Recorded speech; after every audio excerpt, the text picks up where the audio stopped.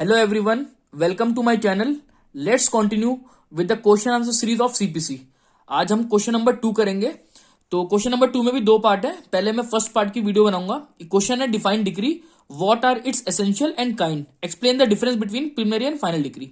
तो ये पूरा क्वेश्चन है अपने आप में. ये डिग्री का भी 10 नंबर या 20 नंबर में भी आ सकता है आपके, मगर 20 नंबर में आने के चांसेस कम है. ज्यादातर ये 10 नंबर में आएगा. तो आप इसको प्रॉपरली एक्सप्लेन करिए. मैं 20 नंबर के हिसाब से समझाता हूं, आपका जैसा आएगा आप उस हिसाब से लिख देना. तो इस पे लाने से पहले मैं आपको एग्जांपल दे देता हूं, जैसे कि आपको पिछली बार भी दिया था. एग्जांपल ये है कि एक फादर है, फादर है, उनकी एक प्रॉपर्टी है.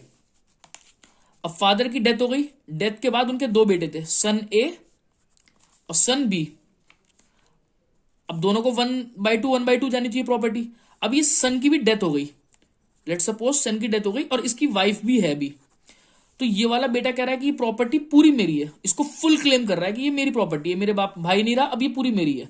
तो वाइफ ने सूट फाइल करा कि भाई अपने देवर के खिलाफ कि ये प्रॉपर्टी में कुछ मेरा हिस्सा भी है, भाई मेरे बच्चे भी हैं.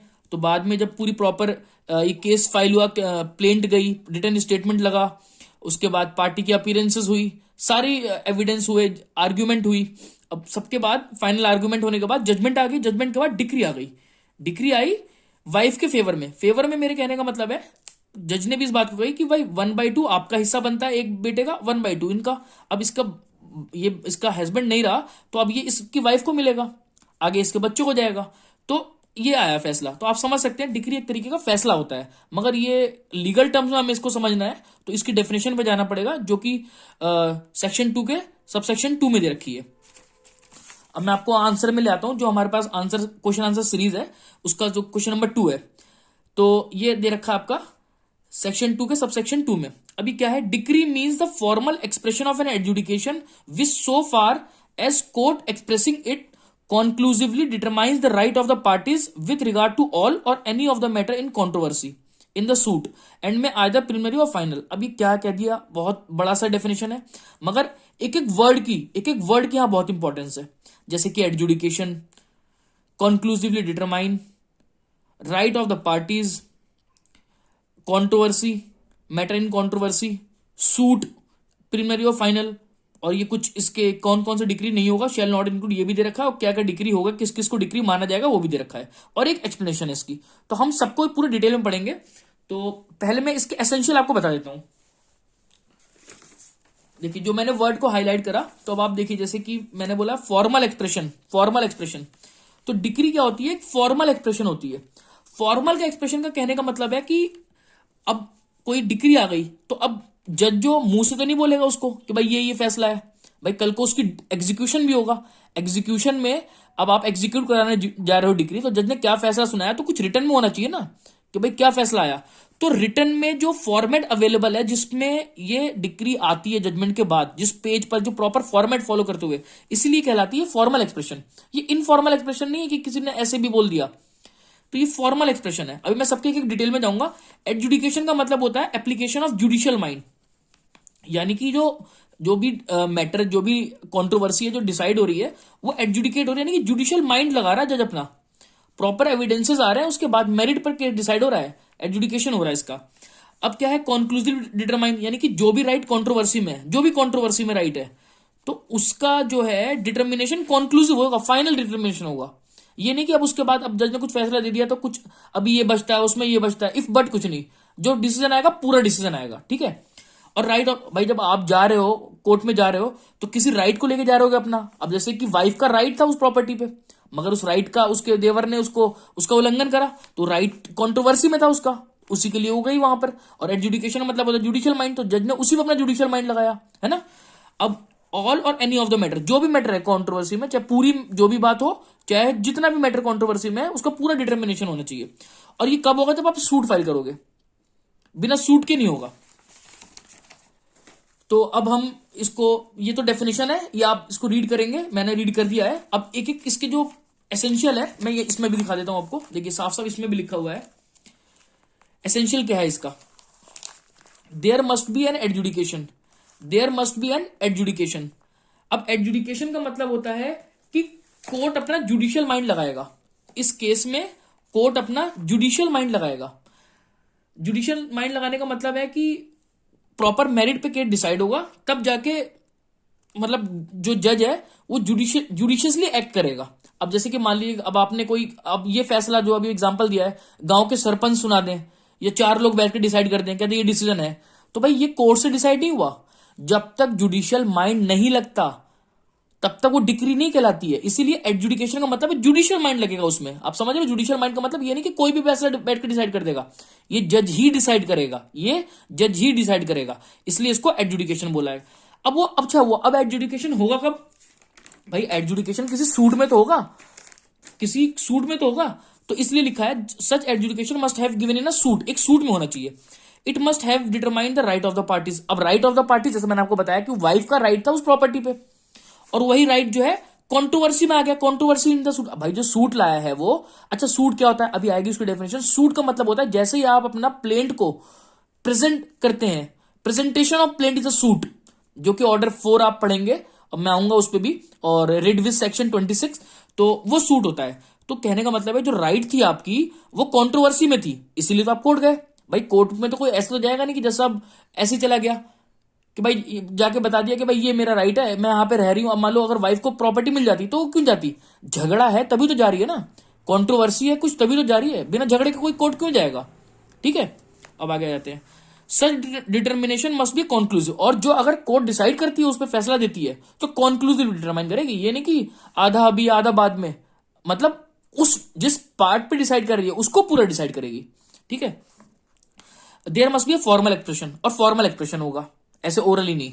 अब देखिए, अब इससे एक एक पॉइंट को उन्होंने बहुत डिटेल कर रखा, मैं इसको रीड करता हूं। एडजुडिकेशन का मतलब देखिए मैंने आपको बता रखा है, to constitute decision of a court to be a decree. अगर आप चाहते हो कि कोई डिसीजन कोर्ट का वो डिक्री बने, there must be an adjudication, a judicial determination of the matter in dispute, उसका जुडिशियल डिटर्मिनेशन हो। ठीक है, if there is no judicial determination of any matter in dispute it is not a degree, तब वो degree नहीं कहलाएगी।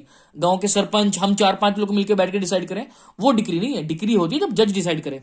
Thus, a decision of a matter of administrative nature or an order dismissing a suit for default। अब देखिए, अब कोई administrative nature का कोई एक्ट है, अब उसका डिसीजन आ गया। अब मान लीजिए आईएएस ऑफिसर है, उसने कुछ बोल दिया, उसने कोई डिसीजन दे दिया, वो डिक्री नहीं है, एडमिनिस्ट्रेटिव नेचर का है वो। जुडिशियल नेचर का जब तक नहीं होगा तब तक एडजुडिकेशन नहीं होगा। ठीक है, और अब जैसे कि इसने एक बात कही है कि ऑर्डर डिसमिसिंग द सूट, अब कोई डिफॉल्ट पे अगर सूट डिसमिस हो गया, मान लीजिए आपने प्लेंटिफ ने प्लेंट दाखिल कर दिया और आ नहीं रहा कोर्ट में, भाई जब नहीं आ रहा तो कोर्ट क्या करेगी? डिसमिस कर देगी। मगर आप मुझे बताओ, ये डिक्री थोड़ी ना है। डिक्री इसलिए नहीं है क्योंकि जिस राइट के लिए वो गया था, जो कंट्रोवर्सी में था, वो कहां डिसाइड हुआ है। जब तक राइट डिसाइड नहीं होगा तब तक नहीं होती है डिग्री। तो ये कहने का मतलब है कि ये जो डिसमिसल हुआ ये नहीं कहलाता, वो डिग्री नहीं कहलाता। देखिए, can not be term as degree. ठीक है, as much as they do not judicially, ये तो क्योंकि जुडिशियली डिसाइड नहीं हुआ। अब आता है सेकंड पॉइंट पे, सूट क्या होता है। अब एक केस लॉ है हंसराज वर्सेस देहरादून मसूरी। सिंपल सी बात है, सूट अगर आपसे कोई बोले ना तो सूट का मतलब होता है presentation of a plaint. Simple सा मतलब है आपका प्रेजेंटेशन ऑफ अ प्लेंट। जैसे ही आप एक प्लेंट को प्रेजेंट करते हो, ऑर्डर 4 मैं आपको लिख भी दे रहा हूं, ऑर्डर 4 के जितने भी रूल्स हैं और रेड विथ सेक्शन 26, तो वो सूट कहलाता है। तो सूट आप समझ में आ गया, सूट मुझे बताने की जरूरत नहीं। अच्छा एक बात और, सूट जब इंस्टीट्यूट होता है तो हम कहते हैं कि सूट इंस्टीट्यूट होता है प्लेंट से, मगर कभी कभी कुछ एक्ट ऐसे बने हुए हैं जहां पर आपको प्लेंट नहीं डालनी पड़ती। जैसे कि अगर आपको 125 सीआरपीसी की मेंटेनेंस लगानी तो उसकी एप्लीकेशन डालनी है। अगर आपको मेंटेनेंस चाहिए तो आप वहां प्लेंट नहीं करेंगे, हम वहां पर एक एप्लीकेशन लगा लेंगे, तो एप्लीकेशन ही वो सूट मानी जाती है। इस तरीके से हिंदू मैरिज एक्ट में मान लीजिए आपको डाइवोर्स की एप्लीकेशन डालनी है, वहां प्लेंट नहीं, डाइवोर्स की हम एप्लीकेशन बोलते हैं, तो एप्लीकेशन भी सूट का ही काम करता है। ठीक है, या रेस्टिट्यूशन ऑफ कंजुगल राइट के लिए हमें एप्लीकेशन डालनी है। ठीक है, ये सब हिंदू मैरिज एक्ट में ये एप्लीकेशन है, मगर ये एप्लीकेशन भी सूट ही कहलाता है। ठीक है, हमने समझ लिया 2 बातें भाई। देखिए, एडजुडिकेशन होगा, जुडिशियल डिटर्मिनेशन, मगर किसका होगा? कोई सूट में होगा, जिस सूट का होगा उसका ही एडजुडिकेशन होगा। अब हम आते हैं राइट ऑफ द पार्टीज। अब जैसे मैंने आपको जो पहली डिटेल में बता दिया है, राइट ऑफ द पार्टीज का मतलब है कि जो पार्टी है उसका राइट कंट्रोवर्सी में रहा होगा तभी तो वो कोर्ट आ रहा है। अगर कंट्रोवर्सी में नहीं है तो कोई कोर्ट क्यों जाएगा? जब तक झगड़ा नहीं होता तब तक कोर्ट क्यों जाना? अगर वो जो देवर है जिसमें मैंने एग्जांपल दिया, अगर वो उसको वाइफ को भी 1/2 उसका शेयर दे देता तो झगड़ा ही नहीं था, तब क्यों जाती वाइफ वहां पर कोर्ट में? मगर वो कोर्ट में इसलिए गई, उसका राइट था, एक राइट था, उस राइट को कंट्रोवर्सी में आया इसलिए गई वो। अब देखिए, the adjudication must have been determined the right of the parties, देखिए मैं एक एक वर्ड रीड कर रहा हूं ताकि आपको आसानी हो जब आप क्वेश्चन आंसर पढ़ रहे हो। जब भी सीसीएस के पेपर आते हैं तो हमें लास्ट मोमेंट पे समझ नहीं आता, आप इसको रीड करो मेरे साथ साथ, और आप जब फिर पढ़ोगे ना, मैं पक्का कह रहा हूं आपको अच्छे से समझ में आएगा। The word right mean substantive right. अच्छा यहाँ पे राइट ना सब्सटेंटिव राइट से बात है, जैसे कि मतलब अभी जैसे डिटरमाइन करना था कि उसका उसका शेयर है कि नहीं है, जो वाइफ है, तो ये सब्सटेंटिव राइट है ना उसका, प्रोसीजर राइट की बात नहीं हो रही यहां पर, ठीक है, नॉट मेरली प्रोसीजर राइट, ठीक है, याद रखिएगा आप। The right of the party interest से relating to status limitation jurisdiction under this section, ठीक है। अब आते हैं हम, the parties means party to the suit. अब चलिए देखिए, जो यहाँ पे पार्टी जिसकी बात हो रही है, पार्टी टू द सूट की बात हो रही है, एक प्लेंटिफ एक डिफेंडेंट।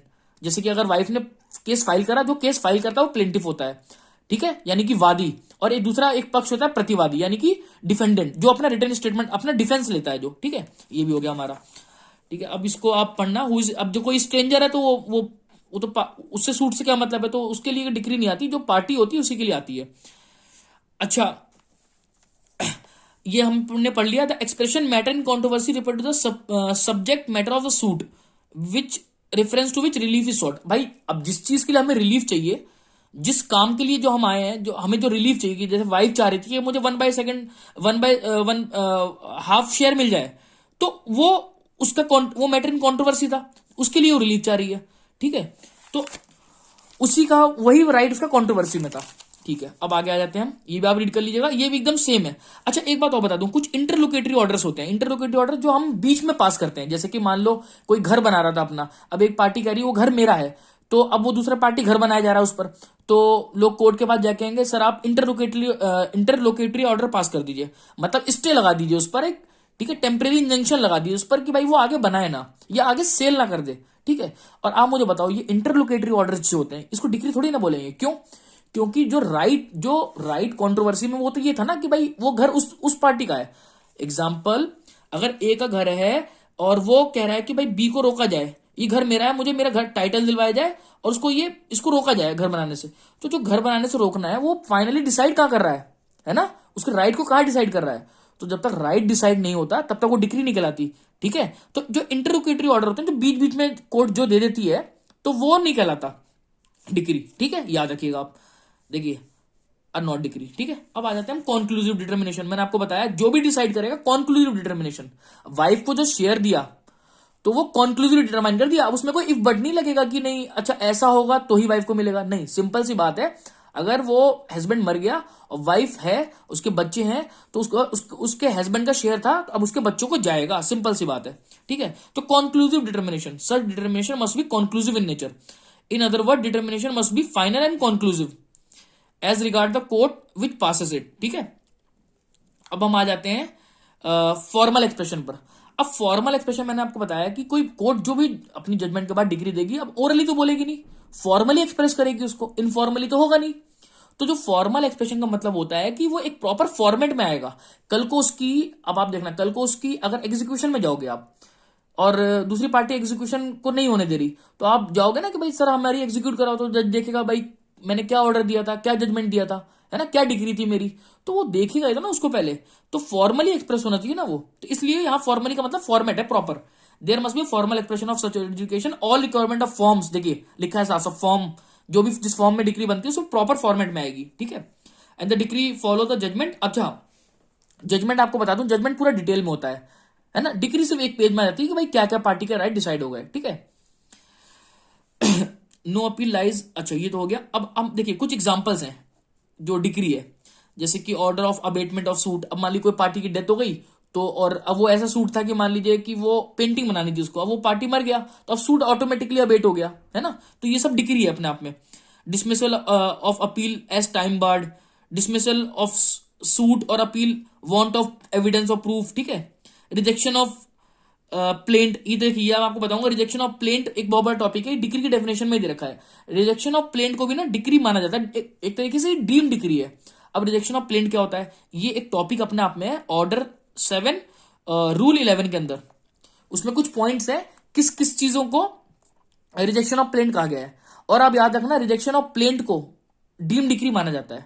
इसके अलावा एक 144 में जो हम 144 की जो एप्लीकेशन लगाते हैं सीपीसी में, उसको भी हम डिग्री मानते हैं, ठीक है, जो रेस्टिट्यूशन की हम एप्लीकेशन लगाते हैं वो भी आएगा आगे। तो ये कुछ एग्जांपल्स होगा, आप इसको रीड, अब आप एग्जाम में अगर इसको लिखोगे तो एक एजी मिलेगा एग्जांपल्स को भी, ठीक है।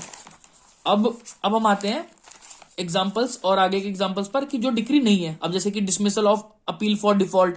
अब मान लो डिफॉल्ट हुआ कुछ, कोई मान लो अगर प्लेंटिफ नहीं आया है ना, और प्लेंट दाखिल करने के बाद नहीं आ रहा वो, तो अब कोई डिसाइड तो नहीं हो गया ना राइट, तो डिसमिस कर दिया कोर्ट ने, तो ये डिफॉल्ट पर डिसमिस हो गया, तो ये डिग्री कैसे कहला सकती है। तो ये कुछ एग्जांपल उसके भी हैं कि ऐसे ऑर्डर या ऐसे डिसीजन जो डिग्री नहीं है। Appointment of commissioner, commissioner appoint कर दिया कि भाई जाके वहां देख के आओ, है ना, कि जो प्रॉपर्टी की बात कर रहा है सही है कि नहीं है। और भी आप देखना भी कमीशन का जब टॉपिक आएगा हम पढ़ाएंगे। Order of remand, order granting interim relief, ये सारे कुछ एग्जांपल्स हैं जो डिग्री नहीं है।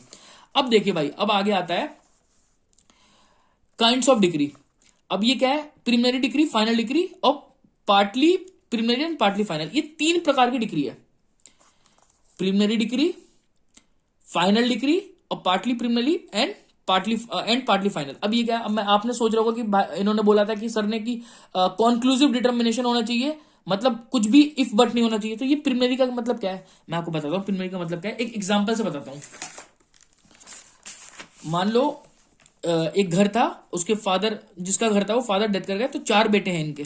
अब कोई कह रहा है मेरा इतना है, मेरा उतना है ना। अब कोई समझ नहीं आ रहा किसका क्या, तो पहले जज जो है ना शेयर डिसाइड करेगा। चार सन है ना, तो 1/4 1/4 1/4 शेयर डिसाइड कर दिया। और जैसे ही शेयर डिसाइड कर दिया, तो ये शेयर डिसाइड भी कर दिया, तो ये एक डिग्री आ गई है ना। ये तो शेयर अभी पूरा प्रॉपर और भी हो सकता है, कुछ केस इन लोगों ने डाल रखा हो, मगर मेरे कहने का मतलब है कि इस पार्ट के लिए कि जो शेयर है इसका 1/4, इसके लिए कॉन्क्लूसिव है, ठीक है, इसके लिए कॉन्क्लूसिव है। अब जैसे कि पार्टनरशिप है, पार्टनरशिप का वाइंड अप हो रहा है, अब बहुत सारे सूट हैं उसके अंदर, तो पहले ये तो डिसाइड हो जाए कि भाई पार्टनरशिप का शेयर कितना कितना है। उन्होंने एडमिशन करते वक्त क्या क्या शेयर का रखा था कि भाई एक पार्टनर का क्या 1:2:3 है, किस किस रेशियो में। तो ये जो शेयर जब कोर्ट डिसाइड करती है ना, तो ये उस शेयर के लिए भाई जितना शेयर उसका आ रहा है, तो वो शेयर के लिए तो वो कॉन्क्लूसिव डिटर्मिनेशन है। कॉन्क्लूसिव डिटर्मिनेशन मैं आपको पहले बता रहा हूं, ये इसलिए कहलाती है प्रिलिमिनरी डिग्री। तो अब इतने पार्ट की आ गई ना डिग्री, तो ये प्रिलिमिनरी डिग्री है, ठीक है। अब जब फिर बाद में जब केस पूरा डिसाइड हो जाएगा, जो भी उनके सूट थे, तो वो फाइनल डिग्री है।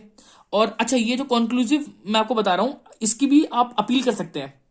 अगर आपने इसकी अपील नहीं करी, जो टाइम ड्यूरेशन दे रखा है, तो आपकी जो फाइनल डिग्री होगी वही मानी जाएगी। आप ये माना जाएगा कि आपने प्रीलिमिनरी डिग्री की कोई अपील नहीं ली है, तो आप नहीं ले सकते। ये आपको सेक्शन 97 जब आप पढ़ोगे तो उसमें मिलेगा। मैं कहूँ तो आपको रीड करा दे रहा हूँ जल्दी से, बहुत जल्दी, क्योंकि इसका भी काम नहीं था, मगर फिर भी मैं आपको बता दे रहा हूँ।